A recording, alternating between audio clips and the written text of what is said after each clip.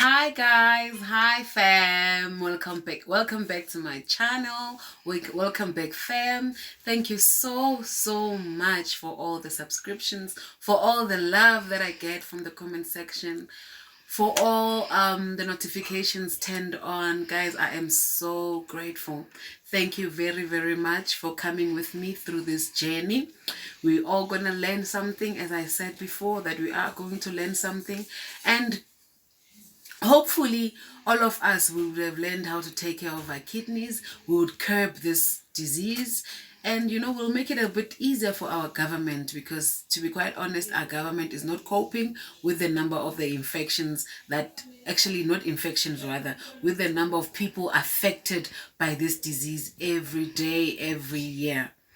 So guys, before we get right into it, please do not forget to subscribe, hit that little bell for notification. Please leave me a comment, anything you'd like to see in this channel, anything you'd like to know about. If you've got any questions that you want to know about this illness, I am being backed up by a couple of doctors who are dealing with this condition. So I've got a nephrology under my belt, a nephrologist under my belt, nurses that specializes with nephrology as well.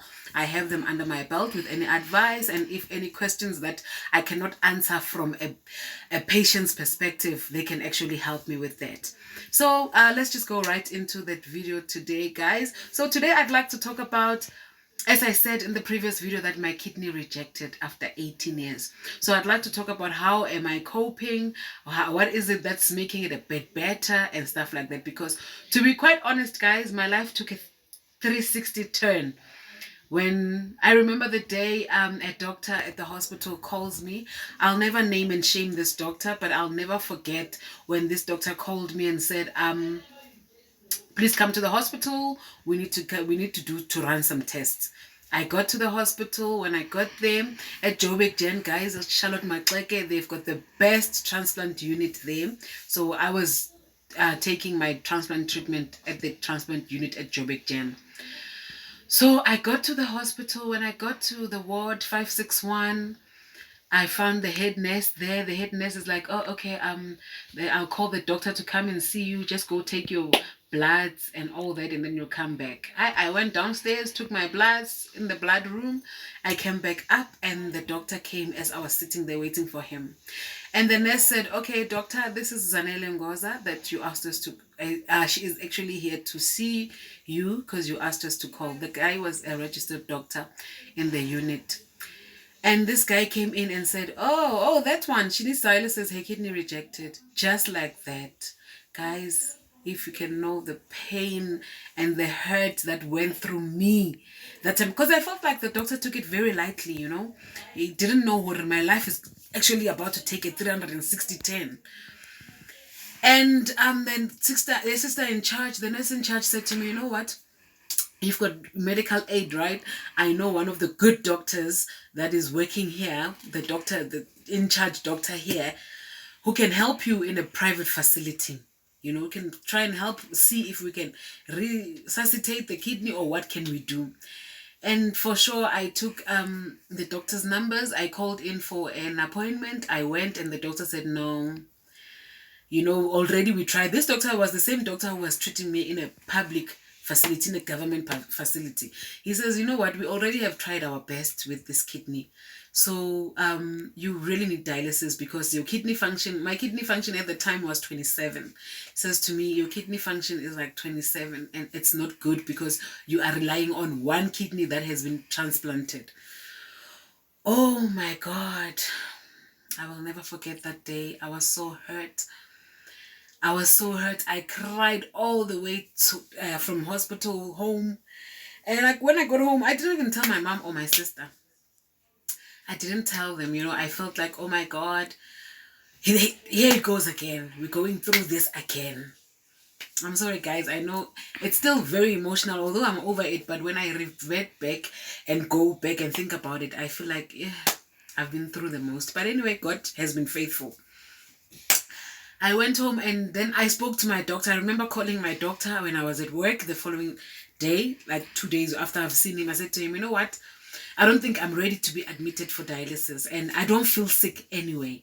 I am still passing urine, so I'm not feeling sick. The doctor explained to me to say, even though you are passing urine, your kidneys are not filtering any toxins from your body. Anything can happen with you. You can get a heart attack, you can get a stroke, you can just drop down and die because now the toxins are so much in your body.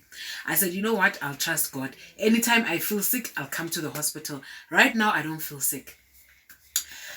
I stayed a good 9 to 10 months before I got sick. I remember the day that I got sick. It was the 24th of December 2013. And I was at my mother's house that Christmas Eve in my family. It was a tradition. We went around. We went to my aunt's house to give her gifts. We went to my grandmother's house. We went around to our family members to go give them gifts. And that time, I got home. I slept. I was sleeping with my brother in the same bed, with my baby brother. And my baby brother will wake me up in the middle of the night saying, you're snoring, and you're snoring so bad. It's like someone is strangling you. And then we tried to lift my pillow up so that maybe I can sleep with my airway a bit opened so I can breathe better. But still, it was worse until I woke up feeling like I was getting choked. I couldn't breathe. I think people who are going through dialysis, they know when you get overloaded up to when the water is in your lungs, you cannot breathe. You will not lie down. You will not sleep. I couldn't breathe. I went to wake my mother up. Mama, I can't breathe. Please take me to the hospital. We got into the car, my mother and my brother.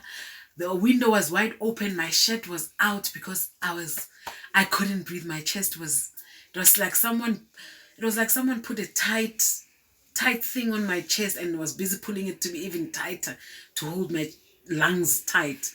But anyway, we got to the hospital. When we got to the hospital, it was already Christmas morning, around 2 a.m. Christmas morning. And when we got there, the doctors, not every doctors know symptoms of renal failure and stuff like that, of kidney failure. The doctor thought, no, this person is having a cardiac arrest. I was rushed to ICU, oxygen, and stuff. But my mother had such wisdom. My mother had wisdom that she called my doctor. My doctor was overseas. She called my doctor for advice, and my doctor gave advice to the doctor who was treating me that time. So guys, please, we need to look after ourselves. We need to look after ourselves. And I've realized that if it has not affected you, you don't see a reason why not to actually think about it. You don't see a reason to think about it. So I'll end this here. We'll continue in the next video. So thank you so much for being with me. Thank you so much for watching. Don't forget to subscribe, comment, and click on the little bell for notification. Remember, take care of your kidneys, for they'll take care of you. I'll see you next time through my eyes. Peace.